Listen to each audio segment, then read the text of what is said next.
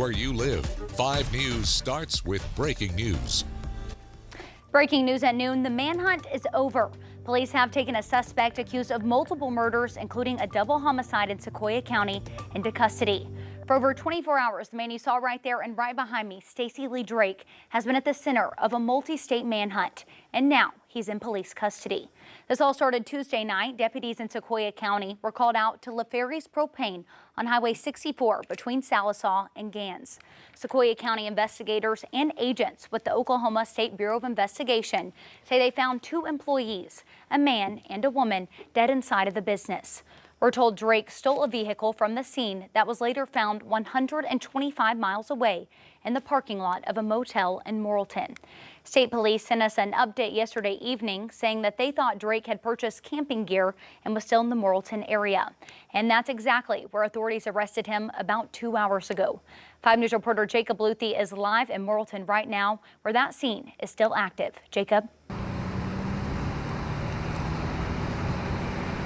Tiffany, that's right. I'm at the corner of University and Poor Farm Roads here in Morrilton, where Arkansas State Police say that Stacy Drake was arrested this morning. Now, I'm going to take a couple steps off frame so that you can see that this scene is still very much active. Police have about a quarter mile of the street blocked off, still processing this scene where they made today's arrest. We are also just down the street from the Motel 6, where Drake was last seen on Tuesday evening, and where police say that's where he abandoned the vehicle he stole outside Sallisaw. Now, this photo from the Arkansas State Police shows Drake being taken into custody this morning. He is accused of killing 2 people at a Sequoyah County business on Tuesday night and then stealing that vehicle. We have also learned that he is linked to a murder case in Tuscaloosa, Alabama, and authorities say he could be linked to another in Oklahoma. Arkansas State Police, along with Morrilton Police and the Conway County Sheriff's Office, took Drake into custody around 10 this morning. They say he was taken into custody without incident.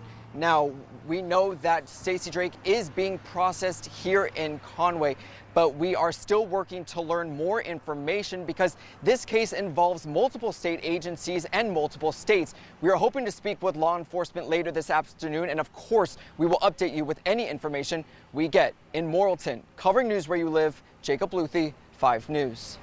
Thanks for the update, Jacob. Well, we are also learning more about Drake's past, including an alleged murder in Tuscaloosa, Alabama.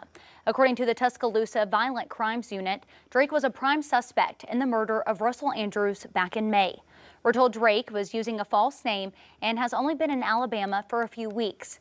According to investigators, Drake is accused of murdering Andrews and then stole his car. Drake was seen traveling through Arkansas and Oklahoma just hours after the murder.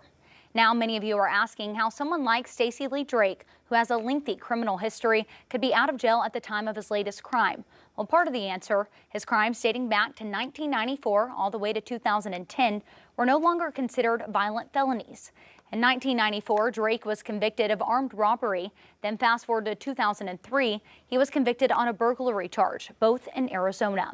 Next, in 2010, he pled guilty to charges stemming from a carjacking in Alabama. This is when a judge sentenced him to 22 years in prison. However, as laws began to change, Adam Rose, a criminal defense attorney not involved with Drake, says people slip through the system that necessarily shouldn't. In the years following Drake's resentencing, records show he was in and out of custody for various crimes, including violating probation. The reason he got out early was because his prior sentence was too large for the type of crime that he was actually convicted of. And so they had to modify that down to actually reflect the new law and the new range of punishment, which was significantly lower than what he was originally sentenced to. I think his criminal history score and criminal history either wasn't known or wasn't held to the standard that it probably should have been. 5 News asked the Oklahoma State Bureau of Investigation about when Drake was released from prison. They wouldn't answer the question. However, Fort Smith police say that Drake has ties to the city and that they've had interactions with him dating back more than a decade. And as new information comes into the newsroom, be sure to stay up to date with us. All updates posted will be posted at 5newsonline.com as well as on our free 5 News app.